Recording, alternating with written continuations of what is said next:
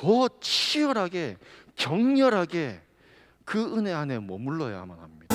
내 입술의 말보다 더욱 highest praise. We give you the highest praise. 내 문에 들어가서 날 위해 죽으신 그 사랑 놀라워. 정신을 차리자. 우리가 정신을 차리기 위해서 일련의 과정이 필요한데, 첫 번째가 귀를 열고 들으라, 두 번째가 회개하고 돌아오라, 세 번째가 깨어서 정신을 차리라는 예수님 가르치시고 나서 덧붙이신 말씀이 들을 귀 있는 자는 들을지어다. 알아들을 수 있는 사람은 들어봐 라고 그 사람들을 무시해서, 회중을 무시해서 한 말이냐, 그런 표현이냐, 그건 아니라는 거죠. 예수님이 말씀하시는 메시지가 뭐냐는 거예요. 또 이르시되 하나님의 나라는 사람이 씨를 땅에 뿌린과 같으니 그가 밤낮 자고 깨고 하는 중에 씨가 자라되 어떻게 그렇게 되는지 알지 못하느니라. 땅이 스스로 열매를 맺되 처음에는 싹이요 다음엔 이삭이요 다음은 이삭에 충실한 곡식이라. 열매가 익으면 곧 낫을 되나니 이는 추수 때가 이르렀습니다. 하나님의 나라에 대한 겁니다. 하나님의 나라는 어떤 거냐 하면 이 씨를 뿌리는 거랑 같다는 거예요. 겨자씨 하나와 같다. 그게 하나님의 나라라는 거죠. 하나님의 나라에 대해서, 씨에 대해서, 겨자씨에 대해서도 알지만 이게 연결되질 않는 거예요. 성령의 도우심 없이는 예수님을 만나서, 직접 만나서 그 말씀을 들어도 그걸 이해할 수 없게 되고 받아들일 수 없다는 겁니다. 여기에서도 성령님의 도우심이 없으면은 66권을 다 읽어도, 그 말씀을 듣고도 받아들일 수 없는 거예요. 왜 나에게 구세주가 필요하냐고, 왜 예수님이 나의 구세주냐고. 귀 있는 자를 들을지어다. 제발 성령님의 도우심으로 예수님의 입에서 나오는 그 복음의 말들을 알아들을 수 있도록 성령의 도우심을 구하는 자들이 되라는 거죠. 들을 귀 있는 자들 되시기 바랍니다. 하나님의 나라가 가까이 온 거예요. 원래 우리가 나라라고 이야기했을 때는 그 나라로 가는 게 정상입니다. 입국 절차를 거쳐서 들어가서 도장 받고 들어가서 여행을 합니다. 나라는 그런 거예요. 우리가 가는 거지 그 나라가 오는 경우는 없습니다. 그런데 하나님의 나라는 우리한테 온다는 거야. 어떻게 오냐고. 씨앗처럼 이 씨앗이 땅에 뿌려지고 그게 싹이 나고 이삭이 나고 결국에는 열매가 맺어서 추수 때가 된다라는, 그게 하나님의 나라는 거예요. 너무 당연한 이야기, 너무 자연스러운 이야기라는 거예요. 그 말씀이 우리에게 임하시면, 그 씨앗이 우리에게 임하면 원래는 자연스럽게 이 자라나서 열매를 맺고 하는 것이 당연해야 된다는 거예요. 자라나서 열매 맺고 결국에는 풍성해져야 되는데, 그게 하나님의 나라인데 언젠가는 100% 내가 온전히 복음으로 살아낼 수 있는 그 백성의 모습이 될 수 있다는 거예요. 어떻게 신앙생활을 하는데 일주일 동안 한 번도 성경 한 구절 보지 않고 기도 한 번도 하지 않고 주일날 나와서 1시간 딱 앉아있는 그게 가능하냐는 거예요. 이 부자연스러움이, 그 씨앗이 자라나지 않음이 어떻게 가능하냐는 거야. 어디에 익숙해져 있냐는 거예요. 우리가 그냥 일주일 동안 내 멋대로 살다가 나만 만족하다가 주일날 와서 짠 해서 여기 와서 앉아있어서 우리가 쉽게 우리의 삶이 전환되지 않는다는 것. 그렇기 때문에 정말 필요한 것이 회개하고 돌이키는 겁니다. 요엘 선지자가 계속 강조한 여호와의 날이라는, 여호와의 날이 오고 있다는 것. 예수님이 말씀하시는 하나님의 나라가 오고 있다는 말과 여호와의 날이 임한다는 말하고 같은 의미예요. 그 날이 사람들에게 어떤 날일 것이냐, 도대체 내가 뭘 회개해야 되냐. 회개하기 위해서 가장 먼저 필요한 조건이 뭐냐면 내가 죄인이란 걸 인정해야 돼요. 이 회개에 대해서 거부하는 거부감이 생깁니다. 회개에 대해서 거부감이 생겨야 되는 거예요. 그래야 우리가 이 회개할 일을 다시 안 만드는 거지. 회개에 대한 거부감이 생기는 것 자체가 뭐냐면 우리 안에 회개의 거리가 있는 겁니다. 예수 그리스도가 우리의 죄를 위해서 죽으시고 그 죽음 때문에 죽음이 힘을, 그 죽음의 세력이 힘을 잃었다는 것이 나에게 적용이 된다는 겁니다.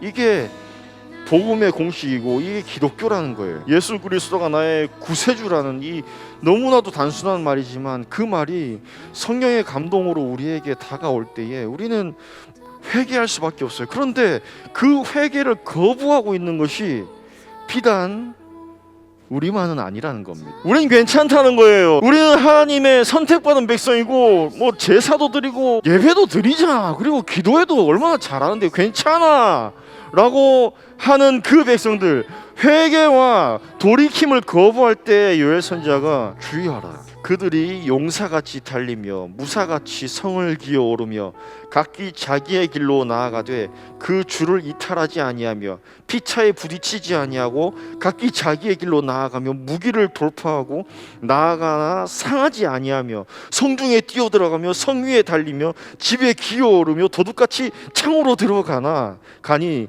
그 앞에서 땅이 진동하며 하늘이 떨며 해와 달이 캄캄하며 별들이 빛을 거두도다. 그 잘 훈련된 특공대 최정예 군사들의 모습을 보는 것처럼 침략을 해와서 성을 완전히 초토화시키는 모습을 생각하게 됩니다. 하나님의 말씀을 떠나고 타락하고 문란한 세상의 그 흐름에 그 앞에서 살아가는 이 신앙을 떠나버린 이스라엘 백성들아, 정신 차리라는 거예요. 하나님이 보내신 그 군대들이 와서 우리를 완전히 초토화할 텐데 아수르, 바벨론, 페르시아, 헬라, 로마, 이스라엘 백성들아 회개하고 돌아오라. 여호와의 날에는 진노가 약속되어 있다는 거예요. 그런데 진노가 징벌이 약속되어 있는데 다른 한편으로는 자비와 사랑과 은혜와 용서도 함께 약속이 되어 있다는 거예요. 우리가 복음 안에 있을 때에는 그 주님의 날이 은혜와 사랑의 날일 수 있지만 신앙에서 벗어나 있을 때 그 하나님의 날이 임하면 그날은 정말 지옥 같은 날이 된다. 회개도 싫어하는데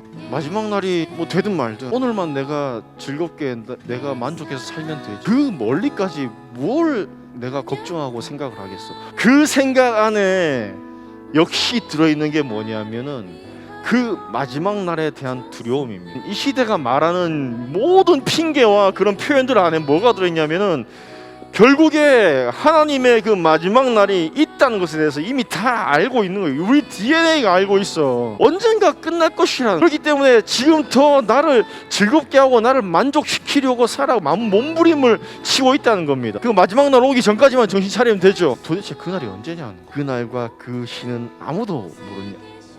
하나님 아버지만 아시는데 데살로니가 전서에 보면은 형제들아 때와 시기에 관하여는 너희에게 쓸 것이 없음은 주의 날이 밤에 도둑같이 이를 줄을 너희 자신이 자세히 알기 때문이라. 하나님의 나라가 뭐와 같다고 이야기해요? 씨앗.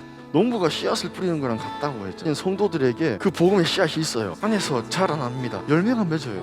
어느 날 정확하게 이 날 온다 그 말이 아니라 여러분 안에 있는 우리 안에 있는 이 복음이 자라나고 있다는 걸 너무나도 잘 알고 있다는 거예요. 이게 언젠간 열매를 맺을 것이라는 걸 너무나도 잘 알고 있다는 겁니다. 우리는 여호와의 날, 늘어나는 지진의 소식, 전쟁의 이야기, 뭐 자연 재앙 이런 무서운 이미지를 자꾸 생각을 해요. 여호와의 날을 바라볼 수 있는 징조는 부정적이고 그 참혹한 징조가 아니라 우리 안에 열려지는 성령의 열매들이에요. 복음에 의해서 우리가 맞이하는 하나님의 날은 그냥 무서워서 어쩔 수 없어서 막 떨면서 긴장해서 기다리는 날이 아니라 수확의 날이에요. 열매를 바라고 기뻐하는 날이라는 겁니다. 우리의 회개도 여러분들을 주눅들게 하는 회개가 아니잖아요. 내가 회개했을 때 주님이 용서해 주신다는 확신입니다. 아들이 해결하지 못하는 그 일을 아버지가 나서서 해결해 줄 수 있다는 그 소망, 그게 모든 것이 담겨 있는 게 회개라는 거예요. 그러니 회개할 수 있다는 것은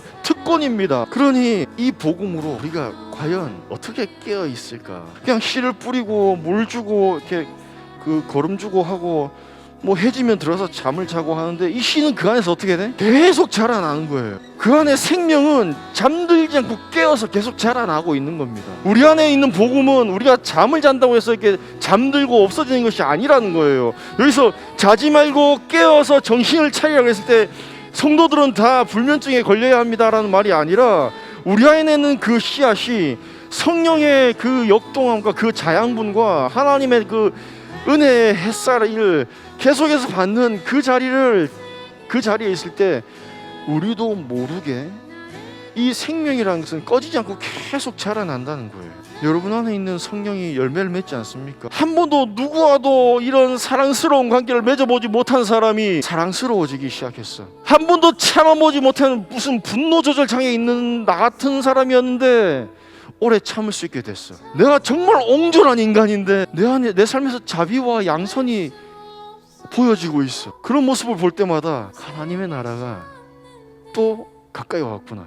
여호와의 날이 이루어지는구나. 세상 밖에서는 지진으로 뭐 아파트가 무너지고 뭐 무슨 모든 소식들을 보면서 아 이제 정말 세상의 종말이 다가오고 있다 라고 해서 세상의 종말을 점치는 게 아니라 이들의 열매, 복음의 열매들을 보면서 하나님의 나라가 오늘 여기에 임하는구나. 깨어서 정신을 차릴지라, 정신 차릴지라는 말의 원어적인 의미가 뭐냐면은 술에서 깨어나라는 거예요. 술 취한 상태에서 깨어나라는 겁니다. 세상의 술에서 깨어나라고. 하나님의 나라가, 하나님의 통치가, 하나님의 말씀이 우리를 붙잡고 우리를 생명하게 하고 막 생동력 있게 자라나게 하는 이때에 우리는 더 치열하게 격렬하게 그 은혜 안에 머물러야만 합니다. 세상이 아무리 여러분들을 쥐고 흔들면서 여러분을 뿌리채 신앙에서 뽑아버리려고 하더라도 청년 여러분 더욱 치열하고 격렬하게 은혜 안에 머무시기 바랍니다.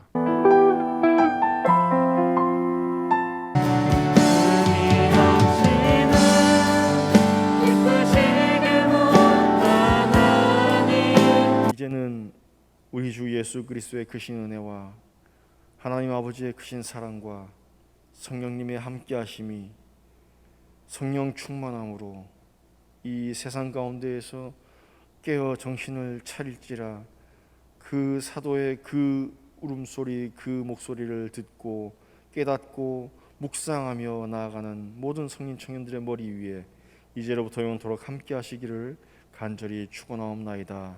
아멘. 저희 봉사부에서 감사한 마음을 담아서 작은 선물을 준비했는데요. 예배 후에 본당 뒤에서 번호표 뽑고 선물 받아가 주세요. 받아가 주시면 될 것 같고